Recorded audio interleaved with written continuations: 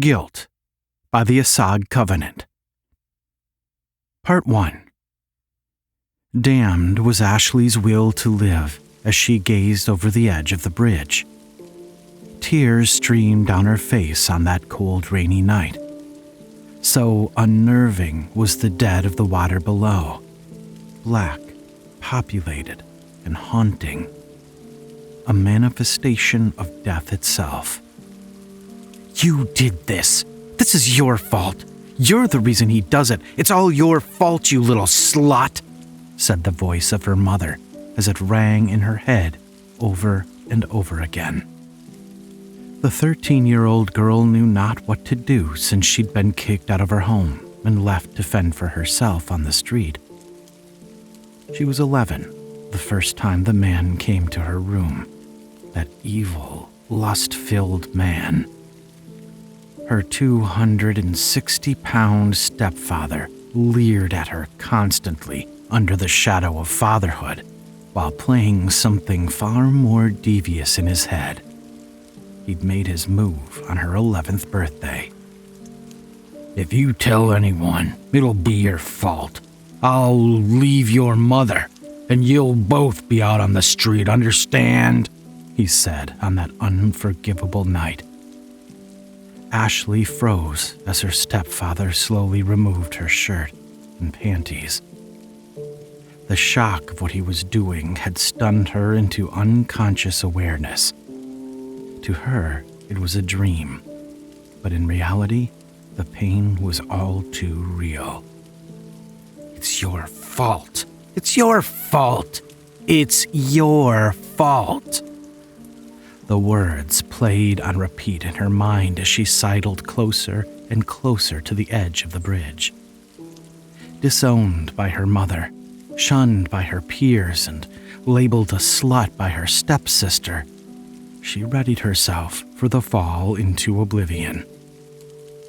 In the solace of death, at least the shame and suffering would end. For her, there was nothing else to live for. Deep in her heart, she'd begun to believe it was her fault that she was raped. Finally, Ashley broke down, releasing the last of the tears she could muster before letting go and falling into the abyss. "Watch out!" screamed a passerby. He jumped and grabbed the collar of her coat. Ashley dangled in the air over the edge. "Ah, pull yourself up and grab hold of my hand. You're slipping," shouted the man. Ashley continued to dangle lifelessly, having given up all hope. "I can't hold you. Grab my hand," he pleaded. "Just let me go. It's my fault," she said. The man gathered all his strength to pull her up, cutting his arm on the railings. "Whatever you're going through, it isn't worth this," he roared.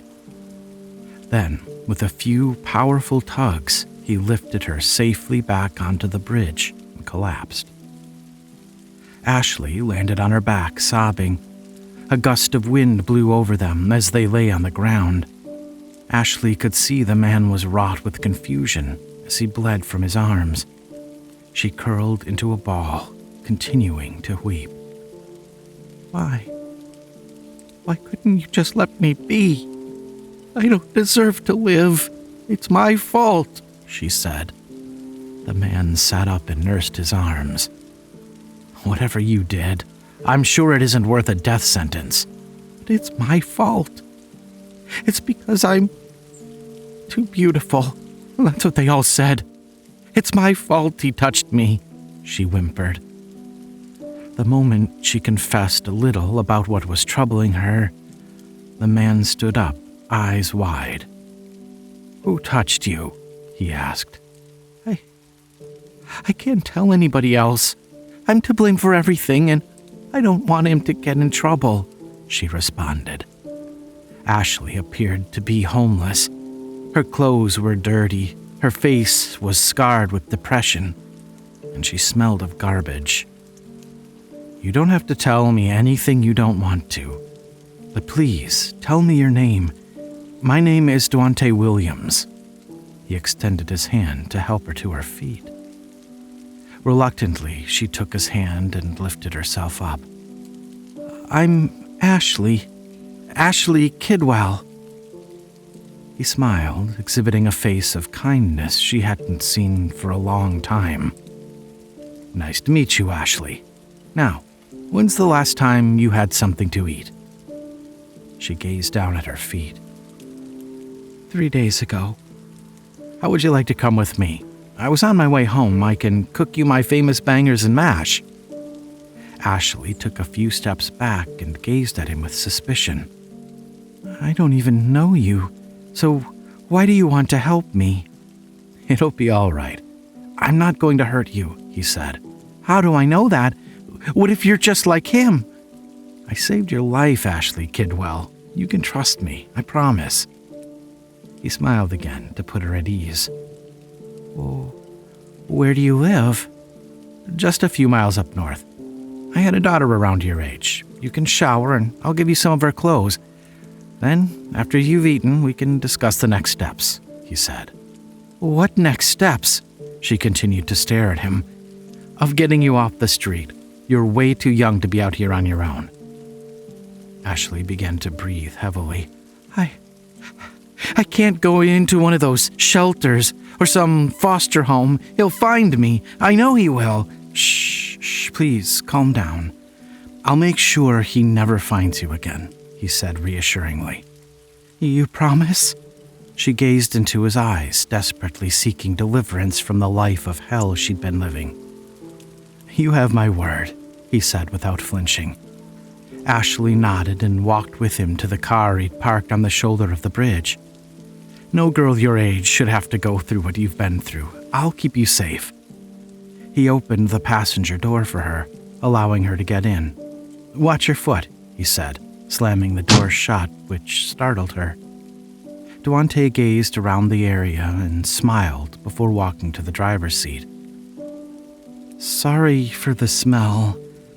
I haven't bathed in a while, she said as he got into the car and turned on the ignition. There's no need to apologize. We'll get you cleaned up soon enough. He pulled onto the road and began driving. Is your daughter at your house now? Ashley asked. Duante sighed. Well, my daughter passed away last year. Ashley's eyes widened. Oh, I'm sorry. I just assumed. It's fine. I should have mentioned it before. So, is your wife home? I live alone. My wife and daughter got into a car accident. Neither survived. I've been a widower ever since. Ashley sat silently. While she felt sorry for the man after having lost his family, apprehension still overcame her when she realized she'd be alone with him in an unfamiliar place. The rest of the ride there, neither said a word. The entire time, Ashley questioned whether she should ask him to let her get out of the car or continue trusting him. To her, his face was kind enough. The prospect of a meal and a shower helped in her decision. They pulled up to a large brick house the size of a small mansion.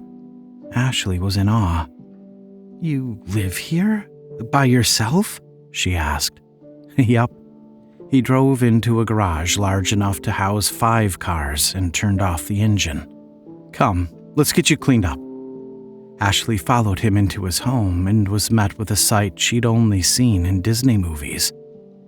Wow, this place is like a palace, she said. It isn't really that much, but it's home, Duante replied with a laugh. Ashley removed her coat and handed it to him. Duante placed it in a nearby closet and then pointed upstairs. The guest bathroom is up the stairs. You can put your clothes in the hamper and I'll wash them and start on dinner while you get cleaned up.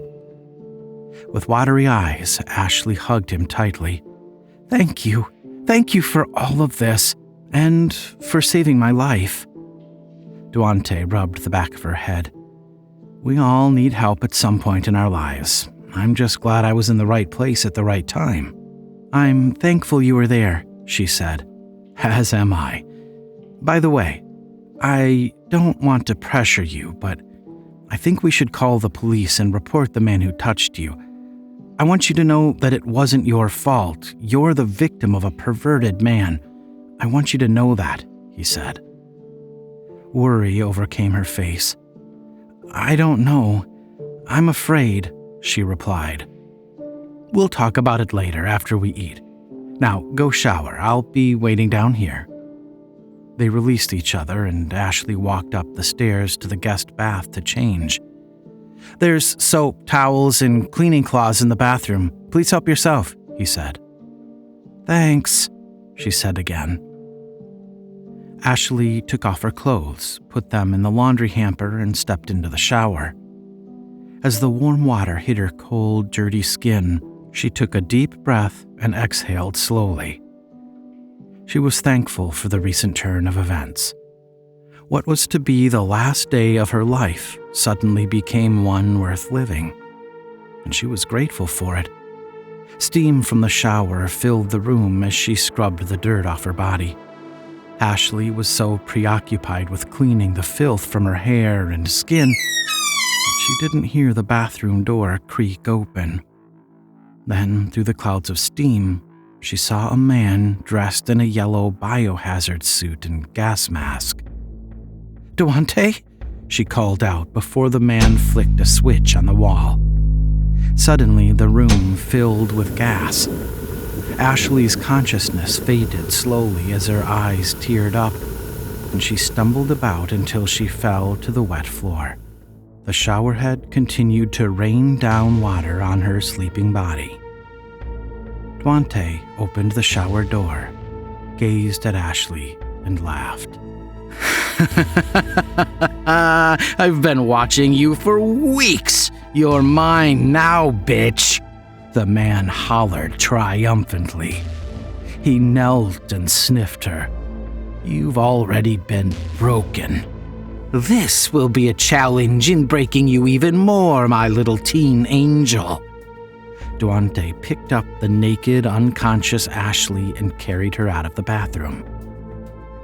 "You remind me of my daughter. It's a shame she didn't survive, but I hope you will," he whispered in a sadistic tone. His prey had been captured, and this would mark another victim for his sick little games. Part 2. Ashley awoke in what appeared to be a basement reminiscent of an underground cell. Her right ankle chained to the wall made of stone. The smells of rot, blood, and vomit seeped from the filthy mattress she was lying on. Hanging upon the wall to her right were trophies of her abductor's conquests. Framed photos of various teenage girls, beaten, bloody, and tortured, were littered across the wall. There had been 35 of them. It was then Ashley knew what would befall her.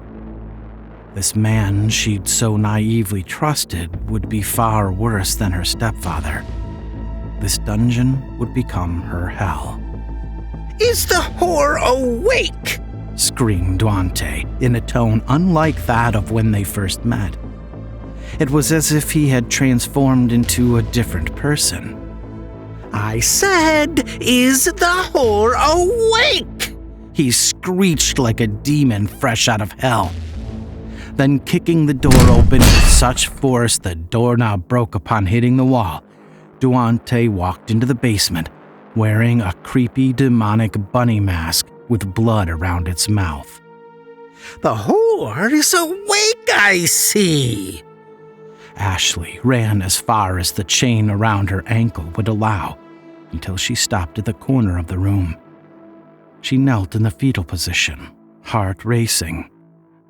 "The first thing I enjoy doing with my girls is breaking them open, taking their virginity. But since you're a little slut who allowed your stepfather to take you, I'll just start with the hanging," he said. Ashley sniffed her tears back. Why?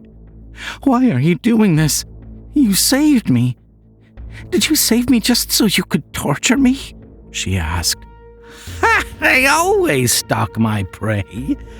I've been watching you for a long time. You, my beautiful little angel, were begging me to take you. I'd never seen such a young girl on her own before. You were ripe for harvest. No. Why not just let me die? There's no music in death. The finality of death is so boring. Life, however, suffering, well, that's so much more pleasurable. What are you going to do to me? Her lips trembled. One cannot be told, only shown. Duante pulled out various hooks from a small pouch attached to his hip. You will hang, and I will taste the blood from your suffering body. I'll bathe in it. The only pleasure that exists comes from someone else's pain. This you will learn just as my daughter did. Duante pointed to a picture on the wall, the first picture in the rows upon rows of frames. No, Ashley shuddered. Yes, she was the first, but not the last. There will always be another, and another, and another. As Duante slowly approached her with the hooks, giggling like some deranged comic villain, Ashley gazed at her naked feet and exhaled. Was this to be her infinite reality? One of endless pain and suffering at the hands of those more powerful than she? What little hope she had inside her body melted away. She closed her eyes and accepted her fate. Duante kicked her in the back of her head to lay her down on her stomach. The first is always more painful than the last. He laughed. Without mercy, Duante pushed the hook into her flesh until a large chunk of her was fastened with it. Oh, stop! She screamed desperately. Yes, your screams make me harder, he said, pushing another hook into her. Paralyzed by pain, Ashley lay on the floor, shaking and crying as he shoved 20 hooks into her back, legs, and calves. Finally, he pressed a button on a device close to the exit door, which lowered chains from the ceiling. With a beaming grin, he began to attach the chains to the base of each hook protruding from her body. Please, just let me go. I'll give you anything you want, she pleaded. I already have what I want. What is given has no value. If you want something, you must take it, he shouted, pulling on the base chain hanging from the ceiling, which lifted her off the floor. Ah! She screamed. Ashley could sense a dark ambiance filling the room. Duante, however, was too caught up in the torture to notice it. He closed his eyes and inhaled with leisure, as if he were in the midst of an orgasm. Oh, yes, the sound of sweet suffering. Perfect, so perfect, he said, tugging on the chain again, lifting her higher into the air. Blood oozed from the piercing wounds and dripped from her body onto the floor. Duante secured the base chain once she was high enough and gazed at his victim. I am the artiste, and you are the canvas. He removed his shirt and placed himself underneath her. Tears, snot, spit, and blood rained down on him as he danced to the sounds of her cries. He rubbed her secretions into his skin while laughing like a lunatic. Ashley pissed herself before falling unconscious from the pain. As she dangled in the air above him, Duante caught a handful of her urine, sniffed it, and smiled. You're so pure, so delicious, he said, splashing his face with it. He then lowered her back to the floor, removed the hooks, and nursed her wounds. That was good for your first day. With each passing moment, your tolerance for pain will build. Maybe next week you won't pass out so easily. There are still so many more games for us to try." He smiled with delight at her twitching body, gathered his hooks and bandages, and left her for the night. Ashley, like so many girls before her, including the sick perpetrator's daughter, would toil in the misery of these sadistic games. However, one entity was there watching in the shadows from the dark ambiance. The Collector. Soon, Ashley's deliverance from this suffering would come at a price. All she would have to do was choose. Part 3. A bowl of porridge made of overripe pork broth, insects, and raw goat liver was waiting beside the mattress for her. A note with the words, "Eat it," was placed next to the bowl. The stench of this grotesque monstrosity had awoken Ashley from her sleep. Groggy, with very little energy, she pushed herself up and sat upright. Without food or nourishment for the last few days, Ashley looked into the bowl and contemplated devouring the porridge. Her stomach was calling for replenishment, and any food, no matter how vile, would do. "He knows I haven't eaten in days! He knows!" She screamed with tears pouring from her eyes. The pain from the hooks had partially debilitated her, leaving her unable to move her legs fully. Ashley crawled closer to the bowl and saw that a few insects were still alive.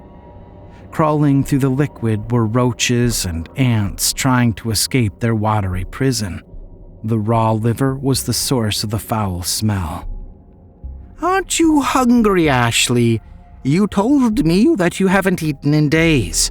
Well, I've prepared a special dish for you. Bon appetit, bitch," said Duante over speakers attached to the basement walls.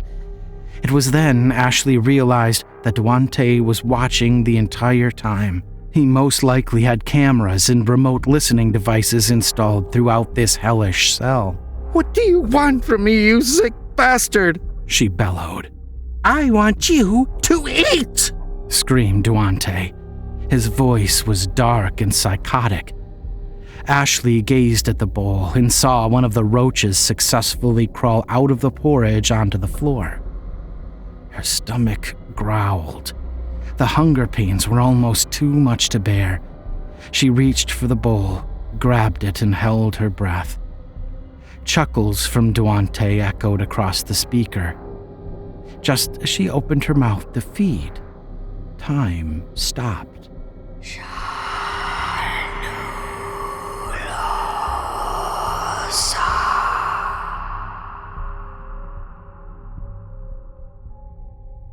The chain around her ankle melted away, as did her prison. All that was left was darkness. A massive, abstract object in the shape of a mandelbulb made of black and gray fog appeared before her. "Flesh, revenge, dominance," said the object in 1,000 tormented voices.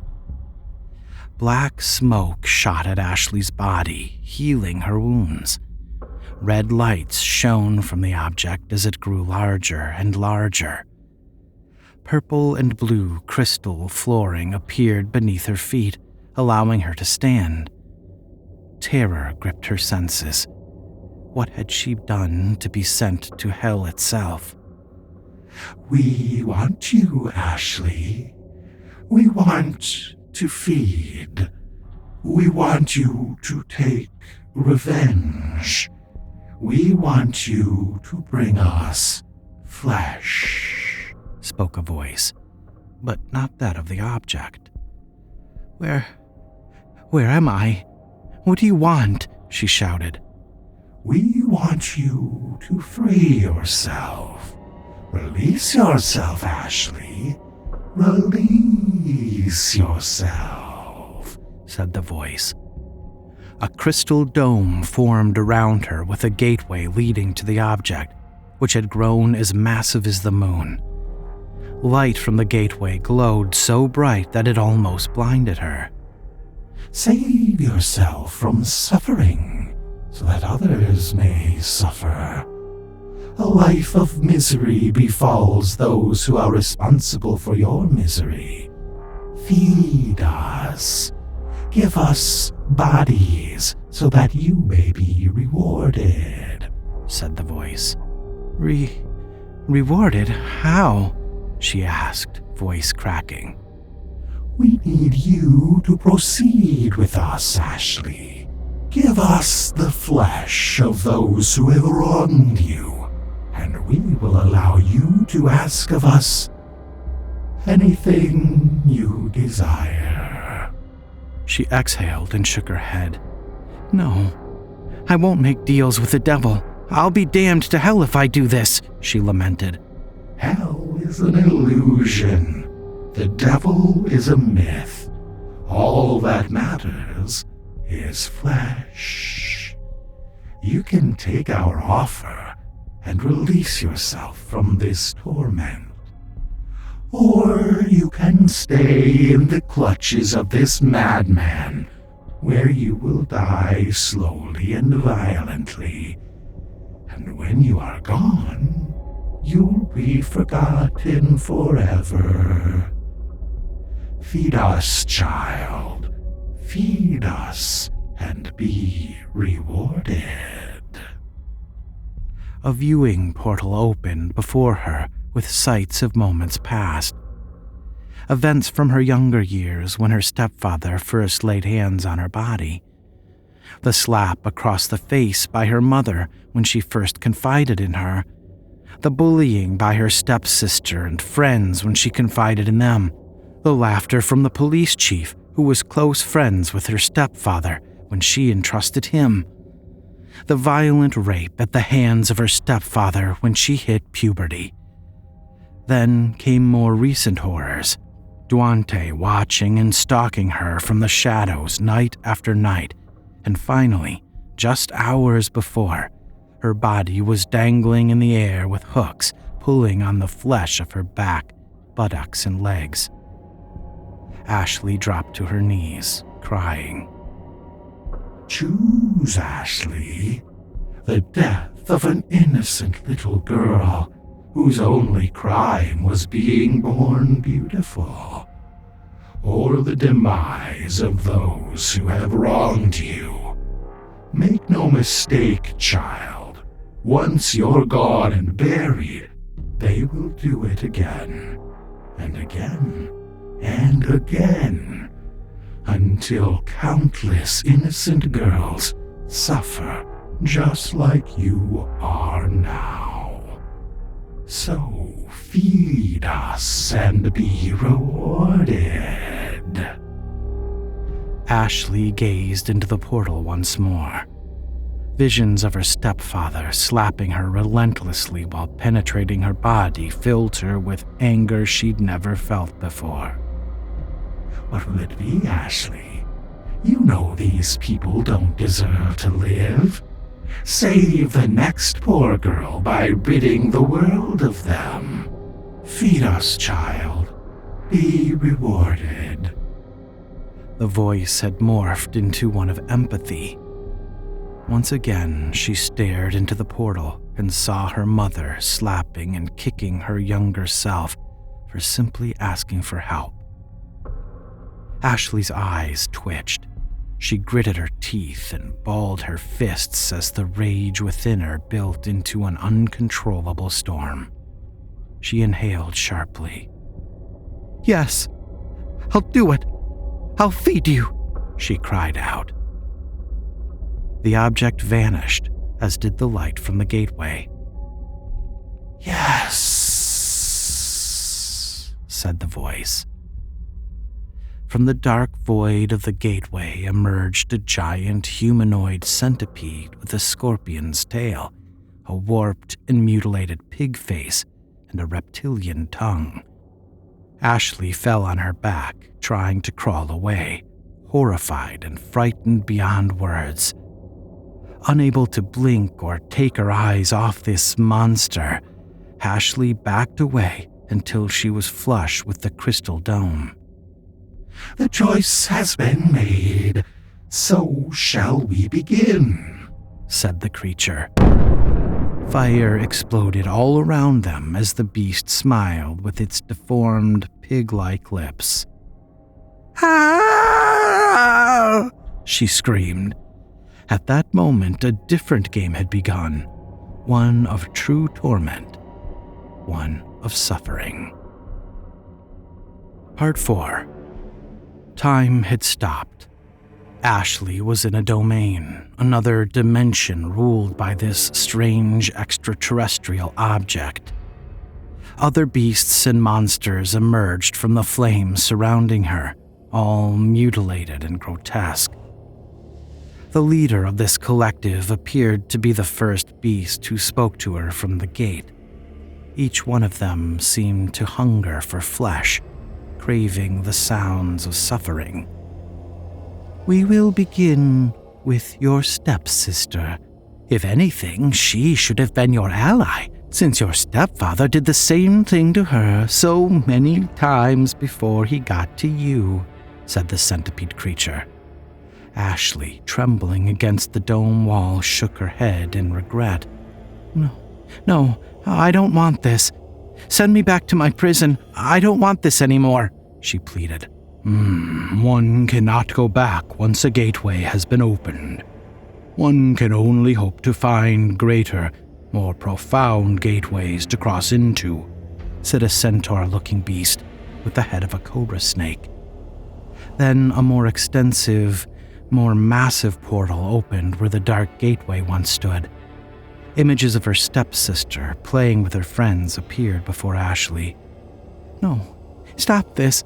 She doesn't deserve to be tortured by you demons. I made a mistake. Please, don't do this."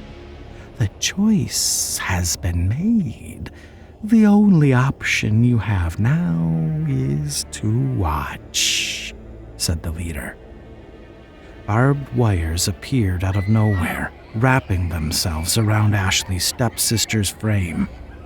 The girls around her screamed, backing away until they too had the metal wires wrapped around them. The wires tightened, squeezing them as blood oozed from their skin.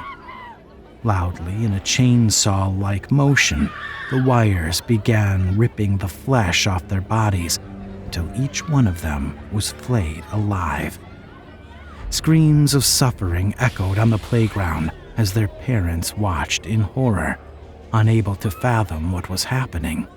Skinless girls ran around in circles, screaming and crying after the wires vanished, releasing them. "Why are you torturing everyone there? Stop this!" cried Ashley. "Those creatures are not of the innocent. Did they not ridicule and bully you when you confided in them? Are they not deserving of this?" said another creature, made of black smoke with 5-foot-long horns protruding from its head.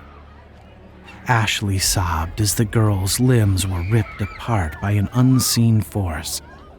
A leg, an arm, a shoulder, an ear, all were disappearing into nothingness as the girls tried to outrun the invisible force, to no avail. Ashley watched as their limbs and other body parts appeared before her, piling up at her feet. Ashley's stepsister, however, was left whole. The ripping sounds of flesh brought smiles to these creatures' faces. Ashley tried to escape the view of the pile. Alas, it was no use. The stack of flesh grew higher and higher until it tipped over, falling all over Ashley's trembling body. She vomited all over herself. "Be glad. There was no sweeter form of dominance than revenge," said the leader. "This isn't revenge. This is sickness. This is insanity," she bellowed. "Insanity? We are cleansing them. We're setting them free. Free to serve the Mandelbulb formation, the centaur said. Soon every girl on the playground was gone, their body parts collected within the dimension Ashley found herself in. Much to Ashley's shock, moans and cries could still be heard from the flesh pile. How is this possible? Their torture hasn't even begun, said the smoke creature. The flesh pile vanished in a massive explosion of fire, having been replaced with Ashley's skinless stepsister. She hovered in midair and locked eyes with Ashley. "What's happening?" she cried repeatedly. Finally, the girl's lips were fused shut. Ashley gazed at her stepsister with sorrow. "Save your vocal cries. Allow your flesh to do them for you," said the leader. 6 spears shot out of the floor, piercing the girl's body, 1 in each limb, 1 in her neck, and 1 in her chest. She mumbled screams as the spears sucked the blood from her small frame. Ashley said nothing. The shock of what was happening left her speechless. Before long, the girl's body was left dry. She crumbled to dust on the spears. Ashley's stepsister had been reduced to ashes, to nothing. "Thousands of years of torment await them," said the centaur. The creatures exhaled in unison as if they had just experienced a collective orgasm. "And now, your mother," said the leader. Ashley shot up to her feet. "No! I'm done with this! I don't want this anymore!" she shouted. "Yes, I'll do it. I'll feed you," mimicked the leader in Ashley's voice. "No, I take it back. This is not what I wanted," she said through tears. "Gifts cannot be returned. They must run their course until the end, until all parties are sated," said the centaur. "But I didn't know I was making a deal with demons." "Demons?" The smoke creature chuckled. "Demons are a myth, manufactured constructions," said the leader. "We are interdimensional travelers in search of flesh. You called to us many times throughout your life. It wasn't until you reached the pinnacle of true misery that we heeded your request to save you. This is what you asked for. This is what you have secretly yearned for." The portal transformed from the playground to the living room of her former home. Her mother was sitting on the couch watching television with her stepfather. "And this is all for you. Embrace it. Embrace their suffering the same way they embraced yours." Ashley fell to her knees and continued to cry hopelessly. "Your mother and stepfather's anguish will be exquisitely sweet," said the leader. A chair molded from human bone appeared behind Ashley and sucked her into its seat. "Revel in her misery. Remember the slaps, the kicks, the neglect, the rape, the blame. All of it will befall them now. Watch, my child. Watch," said the smoke creature. Reluctantly, Ashley raised her head, bringing her attention to the portal. The lights in the living room flickered before the entire house fell dark. "The next offering for our god, the Mandelbulb formation, Lord of the Afflictio construct, is underway. All thanks to you." The centaur pointed at Ashley with a devilish smile on its snake-like lips. She screamed as loud as she could before bloody hands materialized from the chair, steadied her head, and forced her to gaze into the portal. And now we shall begin. Part 5. Mommy, he touches me down there. Shut up. It's your fault. You're the reason he does it. It's your fault for being too beautiful, you little whore. You're a whore. It's your fault. But Mommy, You're a goddamn whore, Ashley. I wish you were never born. I should have fucking aborted you. I should have ripped you out of there with a goddamn wire hanger. Mommy, please. I didn't do anything. He said as soon as I hit puberty, he's going to... Shut up. It's your fault. Do you understand that, whore? Your fault. Ashley's mother and stepfather gazed around their dark home in a frenzy, trying to find the source of the words reverberating around them. The voices of the past haunted their eardrums. Ashley's mother's words continued while the home lights flickered on and off. "What the hell's going on?" questioned her stepfather. The television flashed a bright light on both of them. They winced as if the light was burning their eyes. "Why are you doing this to me?" asked the 9-year-old Ashley on the television screen. Then the light from the television dimmed, revealing a memory of what her stepfather had done to her. "Call me Daddy," he said. Daddy, I don't like it when you touch me there," said the young Ashley. Her mother and stepfather gazed at the television in shock and confusion. "You're always walking around here in your cute little pink panties. It's time for you to show me what you're hiding under there. Show me what's underneath," he said. Before he laid his hands between her young legs, the television flickered, turning to a later, much more recent memory. "I'm not gonna do it anymore," screamed the teenage Ashley in her bedroom after she'd finished showering. "Listen, you little slut. You belong to me. You are now and will forever be my toy. Do you understand? You're a hole. That's all you are to me. That's all you'll ever be. A hole for me to stick my cock in. Got it?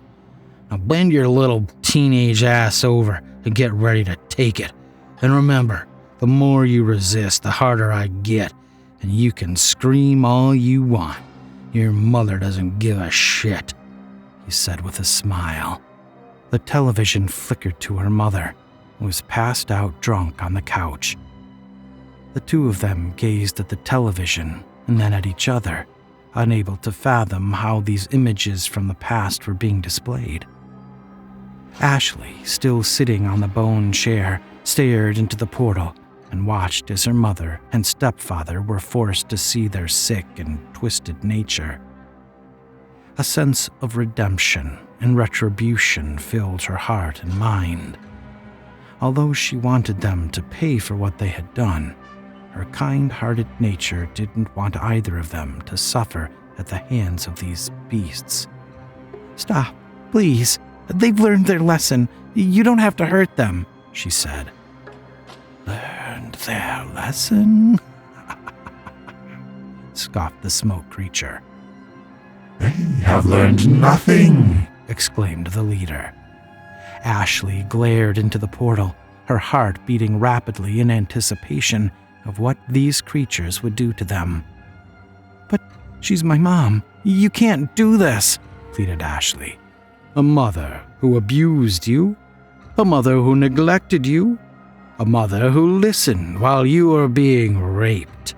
A mother who wanted to rip you out of her womb with a wire hanger? She is no mother. She is only flesh," said the centaur. As the couple continued to gaze into the television, watching everything they'd done to Ashley, her stepfather picked up a bottle of liquor sitting on the side table and tossed it at the screen.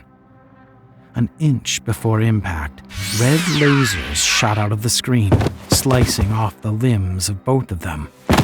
They shrieked in pain as their bodies fell to the floor. "Mother!" screamed Ashley.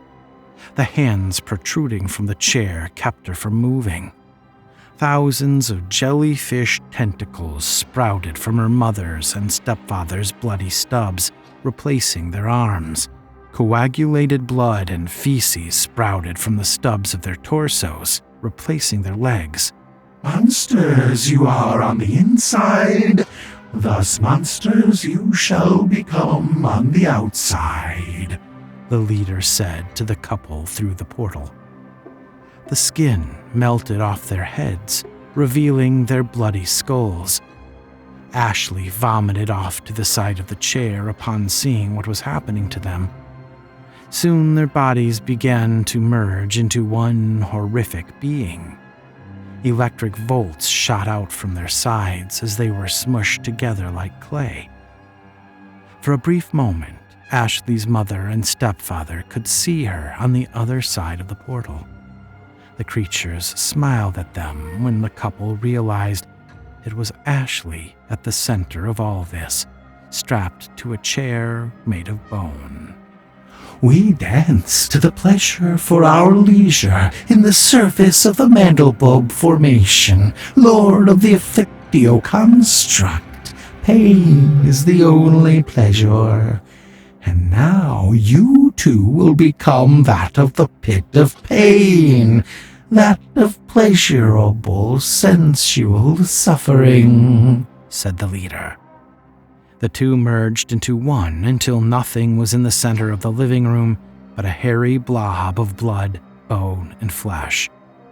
The tiny jellyfish tentacles flailed out and around the blob as it made the most inhuman sounds. You will be known as the Beast of Anguish, devourer of hopes and dreams. This is the destiny you have wrought for yourselves. Be glad, embrace it, said the smoke creature. The living room floor turned into gray fog, which caused the blob to fall into the fiery pit. Each one of the creatures cackled in delight. No! Ashley screamed before being transported back into the basement cellar in chains. The bowl of insect porridge was gone. Before her stood Duante and the police chief she'd reported her stepfather 2 years ago. Ah, I know this girl. She's the stepdaughter of my friend, said the police chief. Ashley jumped to her feet in relief, believing everything she'd just experienced to be a hallucination.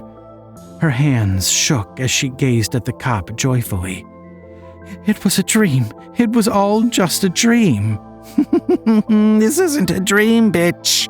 This is a nightmare, said Duante with a smile. Ashley gazed at the police chief. Please, help me. He kidnapped me. You won't believe what I've been through. The police chief paid her no mind. Well, I usually like virgins, but since I know her stepfather already broke her open, I'll pay you half of what you normally charge, he said to Duante. Ashley's eyes widened in disbelief. What? I'll let you have her for half an hour. That'll give me enough time to prepare for my next game with this sweet little girl, said Duante. Ashley began to inhale and exhale rapidly, uncontrollably. No, she shrieked, pulling on the chain around her ankle. Scream until you burst. No one can hear you, laughed Duante. As the police chief approached her, unzipping his pants, a paralyzing black mist immersed the room. Ashley couldn't see an inch in front of her face. Pain, suffering, and pleasure are as one, said the leader.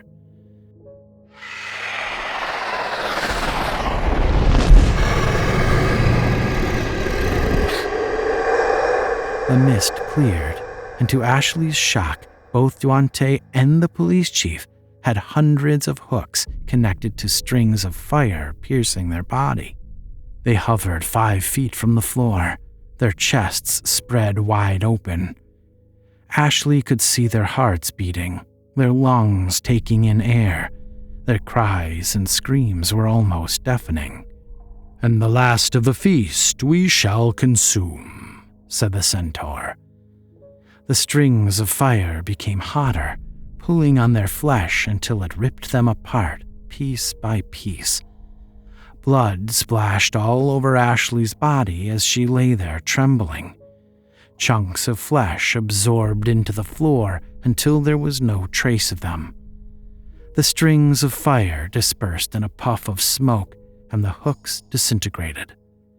Abruptly, as the lights in the basement flashed red and black, the creatures emerged from the walls, fully satisfied. "All is done, my child. You have fed us. Now please proceed. What gift will you ask of us?"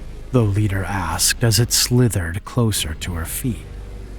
Ashley, still in shock after realizing what she'd experienced actually was real, sat there speechless, motionless. "My dear child, your gift awaits," said the centaur, hissing with its snake tongue. "Tell us your pleasures, and we will provide them," said the smoke creature.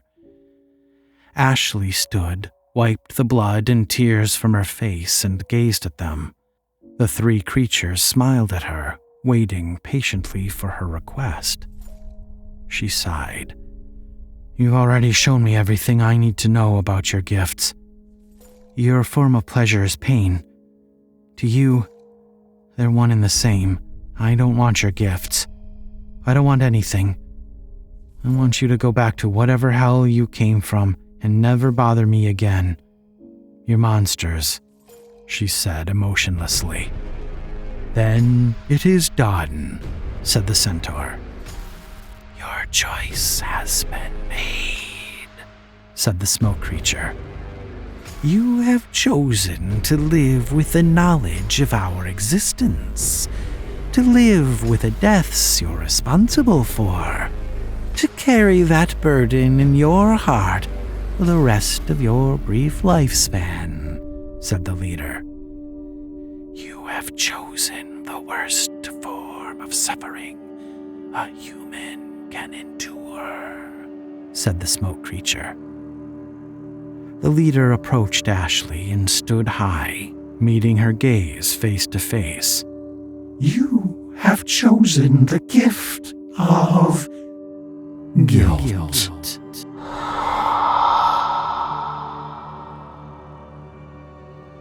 The creatures vanished back into the walls. An illuminating light engulfed Ashley, and soon she found herself back on the same bridge she'd jumped from a few days before. The night was wet and rainy, yet the streets were empty. She gazed over the edge of the bridge, full of melancholy and despair. Ashley stared into the darkness, unable to comprehend how she would make it through life after what she had done. Yet, as the abyss called, she couldn't help but realize this darkness was an outward manifestation of the hole she now carried in her heart. And that would be the choice she would have to live with for the rest of her life. Painful, pungent, and everlasting.